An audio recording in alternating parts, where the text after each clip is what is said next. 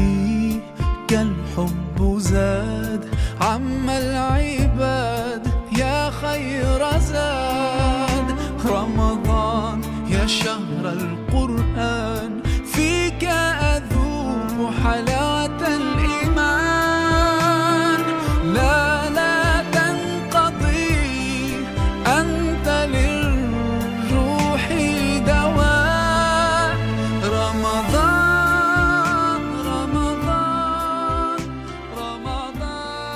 يا حبيبي. Good afternoon and welcome to Islamic Reflections on Lama FM, featuring our very own scholar, Ustaza Maha Hamwoui.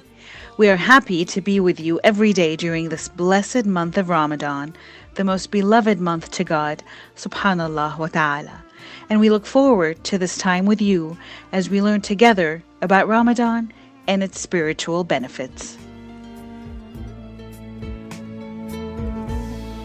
كم أهواك يا شهر الصيام أنا لن أنساك فأنت في قلبي دائما تمضي الأيام ودعائي كل عام ربي تقبلنا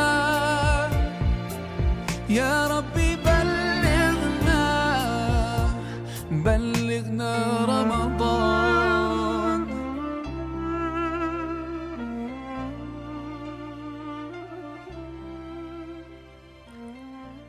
أعوذ بالله من الشيطان الرجيم. بسم الله الرحمن الرحيم. الحمد لله رب العالمين، والصلاة والسلام الأتمان الأكملان على سيدنا محمد أبد الآبدين وفي كل وقت وحين وعلى آله وصحبه وسلم. Our session today is a continuation of what we have started speaking about supplication or ad-du'a, asking Allah subhanahu wa ta'ala of certain needs that we have, and we definitely have a lot of those needs.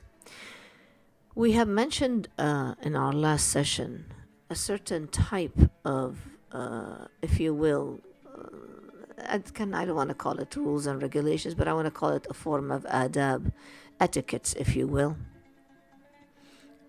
in the idea of the dua.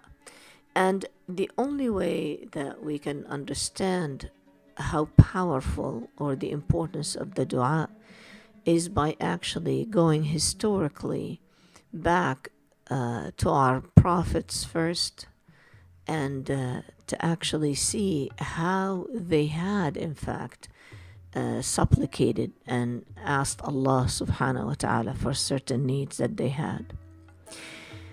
We see certain prophets have actually seen the situation that they were in as a divine choice, and they had actually trusted that divine choice, and they had chosen to stay within it and just see it through, such as Sayyidina Ibrahim alayhi salam. As Sayyidina Ibrahim alayhi salam was placed actually ready to go to the fire that was in fact for the people of his town a form of worship. In fact, everybody who had any piece of wood collected a major bonfire, if you will, and then Sayyidina Ibrahim alayhi salam could not even be placed in it without people getting burned, so he was in fact going to be thrown in it somehow, some way. And as they have placed him on that device to throw him to the fire, Sayyidina Jibreel alayhi salam appears before him, and he says, Ya Ibrahim, do you have a need? And then you tell me, at this point, does Ibrahim alayhi salam have a need, or does he not have a need? It seems like he probably should, and he probably would. You see, the idea for Sayyidina Ibrahim, life is really important, obviously, to a human, but you could in fact part with it if you are such a human as Sayyidina Ibrahim alayhi salam. But in fact, he wanted to use that life to in fact to spread the words of Allah subhanahu wa ta'ala, to be a prophet, to be a messenger. He was not going to waste his time away. And still, with all of that in mind, When Sayyidina Jibreel alayhi salam came and asked him, do you have a need? He said, to you, I do not. And he turned to Allah subhanahu wa ta'ala and he said, Hasbi Allah wa ni'mal wakil. Suffice is Allah for me, and He is, he said, the best one to depend upon. Which means I trust in Allah subhanahu wa ta'ala's choice for me. If the choice was for me to be burned to death, then that is what is right for me. And if the choice for me was to be saved, then He will save me, and that will be the right choice for me. And so that is the ultimate surrender. Sayyidina Ibrahim is a champion in the area of submission and surrender. We've seen him actually do the exact same act one more time, as he actually picked up the knife and he was going to sacrifice his son based on the fact that Allah subhanahu wa ta'ala has commanded him to do so. And as he did that, his son turned around and said, "O Father, do as you are told, you will find me of the patient ones." Which means at this point that the two people, the father and the son, seem to have seen Allah subhanahu wa ta'ala's choices seemingly to us without any reason at all. For them, it is in fact full of reasons that they definitely do not understand. For Allah subhanahu wa ta'ala is the one that is infinite in knowledge, and we definitely lack way much, and we are so limited. You see, the Muslimin in the time of Rasulullah sallallahu alaihi wasallam in fact said the exact same words as Sayyidina Ibrahim alayhi salam, as they were told that the people of Quraysh have collected, and then they were gonna actually fight them, and they were going to be entering Medina, and that was straight after Uhud, in which at the battle in which the Muslimin actually were beaten, and they actually have lost quite a few of the Muslimin, and very exhaustedly left Medina to meet the army again, the Qurayshi army again. And when they were told that the Qurayshi army is actually, or the kuffar, or the non-believers, were going to fight them, they at that point they right away turned to Allah subhanahu wa ta'ala, saying again, Hasbunallahu wa ni'mal wakil, ni'mal mawla wa ni'mal nasir, saying suffice is Allah subhanahu wa ta'ala for us, and He is the one to be depended upon. And so again, Allah subhanahu wa ta'ala said He had saved them. Sometimes, though, it occurs to the mind, the surrender and submission, I understand that. But sometimes it occurs to the mind that maybe the trial that I am in is a result of Allah subhanahu wa ta'ala's anger because of something that I have done. Such as were the case of Sayyidina Yunus alayhi salam. As Sayyidina Jonah, they say in English, or Yunus, had actually left his town without a permission from Allah subhanahu wa ta'ala, then he was in fact on a ship traveling. It ends up the ship goes into turmoil and an extreme storm, where the people of the ship decide that it seems that Allah subhanahu wa ta'ala is angry with the people of the ship, and somebody Allah is angry with, and they couldn't figure out who that was. And so actually they picked up sticks, and he kept picking the long stick, which means Allah is angry with him. So he was a prophet at the same time. He in fact by himself volunteered and threw himself into the high rising waves, and not only was he in the waves and we're supposed to be thinking maybe he is gonna drown, he in fact became a person that was swallowed by the whale, and now you guys know all the story. But inside of the whale, rather than actually surrendering to death, it seems like it should be an imminent death. There is just no way out of it. At that point, Sayyidina Yunus alayhi salam, he actually, because of the thought that maybe obviously what I am in, he thought is actually because of the anger of Allah subhanahu wa ta'ala, I've done something to anger Allah. La ilaha illa. So what did he say? Then his dua was La ilaha illa anta Subhanaka inni kuntu min al-zalimin. He said, there is no deity but you, Ya Allah. Subhana, glorified. Glorified. Thou art the most glorified, is what he said, right? And I was of the wrongdoers.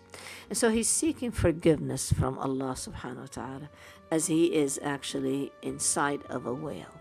He in fact said something else as well. He said, Ya Rabbi, and that is actually coming from Rasulullah sallallahu alaihi wasallam. So the words that Sayyidina Yunus has said in the whale were actually sent to us by Allah subhanahu wa ta'ala throughout the years, and of course by Rasulullah sallallahu alaihi wasallam, because of the knowledge that Allah subhanahu wa ta'ala has bestowed upon him. And Rasulullah sallallahu alaihi wasallam tells us that Yunus alayhi salam said, Ya Allah, I made a masjid for you, a mosque for you, a place that no one before me had made a masjid.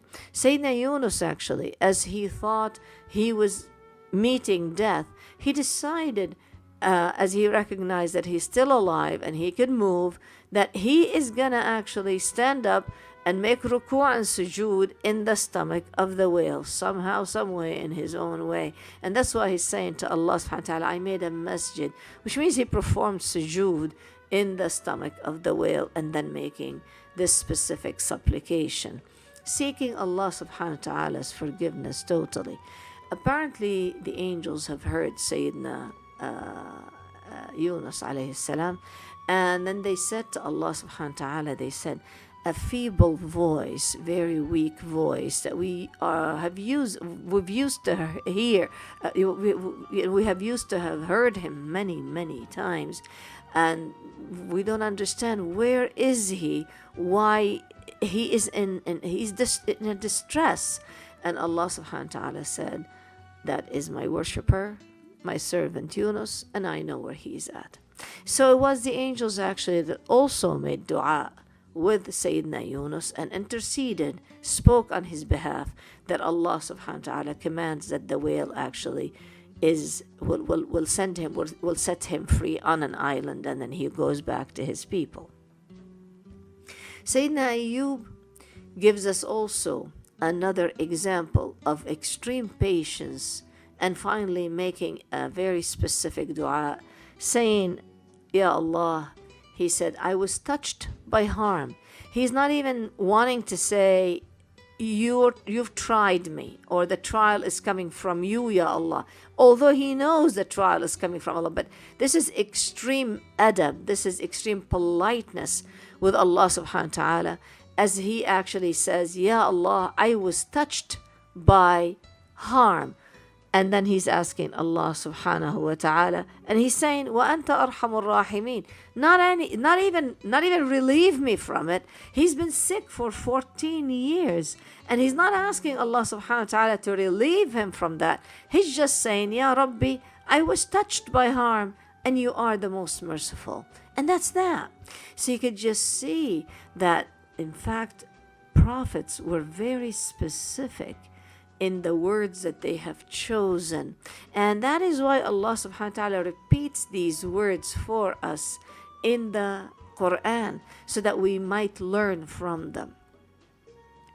I have actually someone that is very dear and near to me, that I love very much, who told me, she said, and she's lived her life with illness. In fact, you're talking 14 years.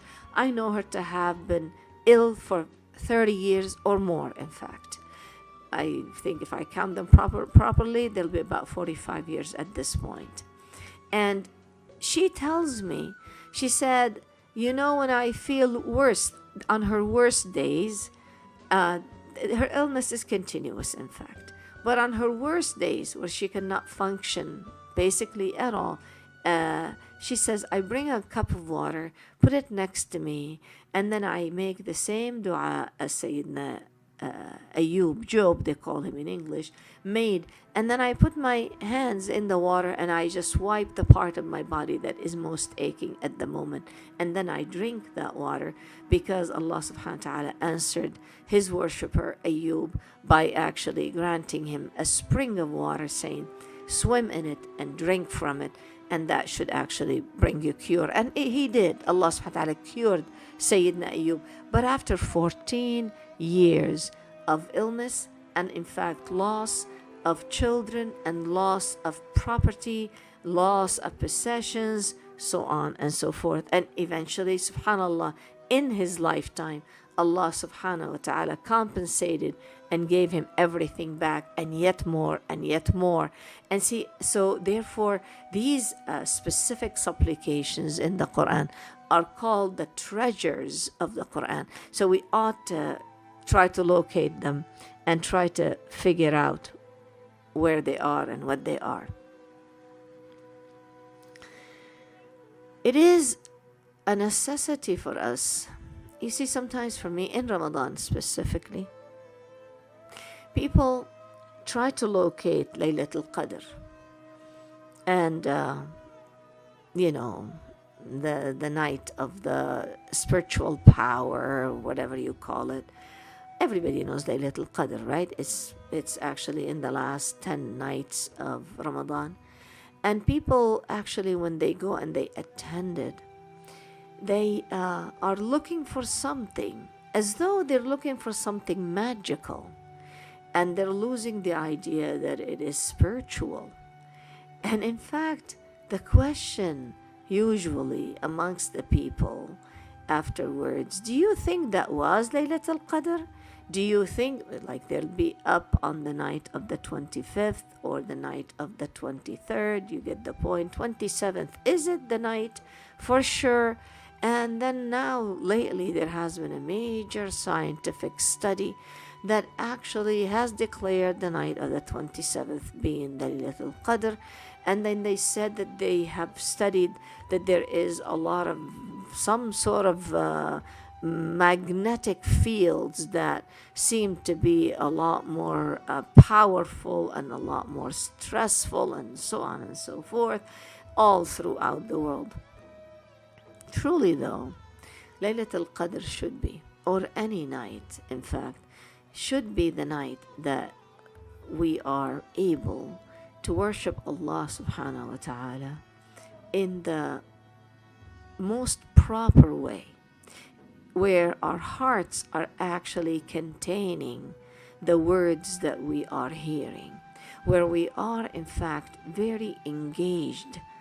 Our inner being is very engaged and gravitated.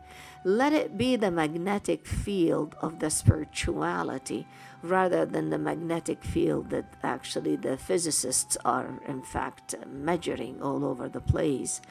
And if you are engaged that night that way, this is Laylatul Qadr for you. Now, does that mean that in Laylatul Qadr I'll make a dua and it should be answered? There is no such thing.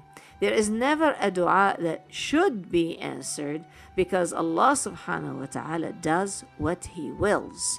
And that's what He said in the Quran. He says, فَعَالٌ لِمَا يُرِيد. He said He does what He wills. And so for us, it will not ever exceed the area of being servants who are seriously seeking Allah subhanahu wa ta'ala's acceptance, closeness to Him, to be guided towards Him, to be pleasing to Him, to be in fact, subhanallah, amongst those ones that He called righteous, amongst those ones He has called loved ones, to actually achieve His love, to actually achieve all of that is in fact an answer to all of our prayers.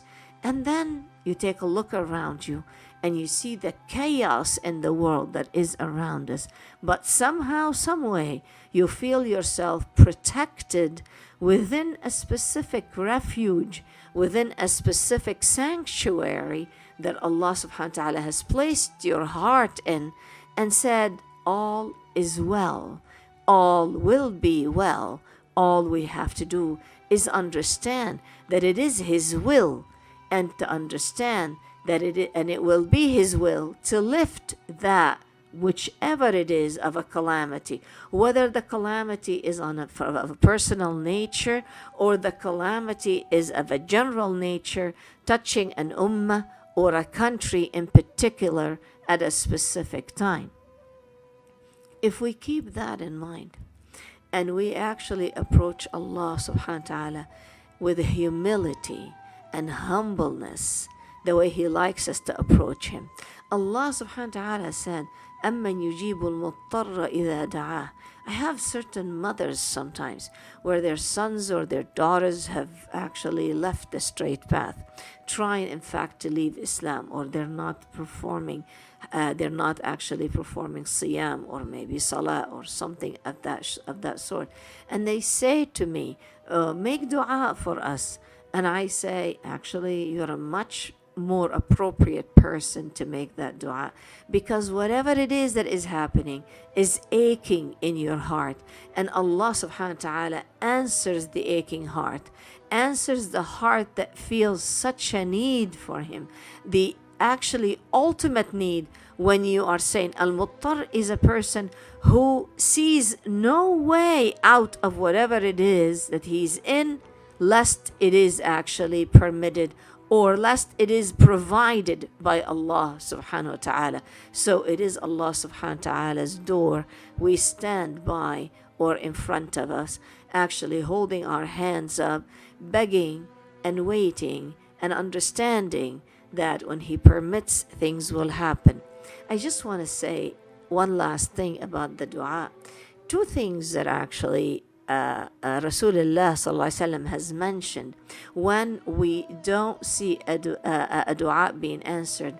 He said one of the situations could possibly be that our dua that we have sent out there, into the unseen, that in fact it's holding some sort of a calamity that was gonna befall upon us, and it is actually protecting us, and it keeps holding it in midair supposedly for that calamity not to actually befall unto us. This is one. The second one is that possibly Allah subhanahu wa ta'ala wants to keep that specific request, dua that we had made for Judgment Day. And there is a narration of a story that takes place on Judgment Day by Rasulullah sallallahu alaihi wasallam, where a man actually stands before Allah subhanahu wa ta'ala, and knowing at this point that he does not have enough good deeds to enter him into heaven, and as he sees the imminent danger of his ending up in hell, and he's feeling quite a certain sense of regret, where regret does not matter any longer, then all of a sudden, and the hopelessness is overcoming him, that Allah subhanahu wa ta'ala says to him, but I have saved something for you. And the person has no idea what that is, and Allah subhanahu wa ta'ala said, I've saved a dua for you that you made, that I did not answer, that I am answering right now by elevating all your bad deeds and taking them away from you, wiping out your bad deeds and allowing you into my heaven. Where the person, subhanallah, at that point is so grateful that he returns to Allah subhanahu wa ta'ala by saying, I wish you never answered any of my prayers in the dunya. I will leave you with these thoughts, hoping to continue on our route through discussing as-siyam and Ramadan in particular, inshallah. Until the next session, I bid you salam wa salatu wa salam ala Sayyidina Muhammad wa ala alihi wa sahbihi wa sallam.